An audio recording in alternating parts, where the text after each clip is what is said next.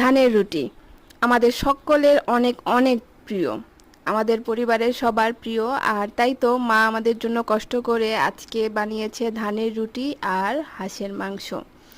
তো ধানের রুটিগুলো দেখছিলাম কত খাটনি না, এক একটা রুটি বানাইতে কত কষ্ট হয়, আর এখানে তো কতগুলো মানুষের জন্য বানানো। আর সাথে রয়েছে এই যে একদম ঝোল আর আলুয়ে ভরপুর, মানে মাংস না হলেও চলবে কিন্তু আলু থাকতে হবে। মাংস যদি এক পিস হয়, আলু যদি তিন চার পিস হয়, অনেক অনেক মানে কি বলবো, আসলে ওইটার স্বাদ অতুলনীয়। গোস্ত না হলেও চলবে, আলু থাকতেই হবে, সেটা যে কোনো মাংসে। আর আজকে তো হাঁসের মাংস দিয়ে রুটি, এটা তো বলা বাহুল্য যে হাঁসের মাংস দিয়ে ধানের রুটি কতটা কতটা মজা লাগে। তো আমি নিয়েছিলাম আমার মেয়ের জন্য, আমার আগে ডিউটি, ওকে আগে খাওয়াবো তারপরে আমি খাবো। আর আমার মেয়ের জন্য অল্প করে নিয়েছি, এটাই ওর জন্য অনেক অনেক বেশি। তো আপনাদের কার কার পছন্দ এই ধানের রুটি আর হাঁসের মাংস? এটা হচ্ছে রাজহাঁস।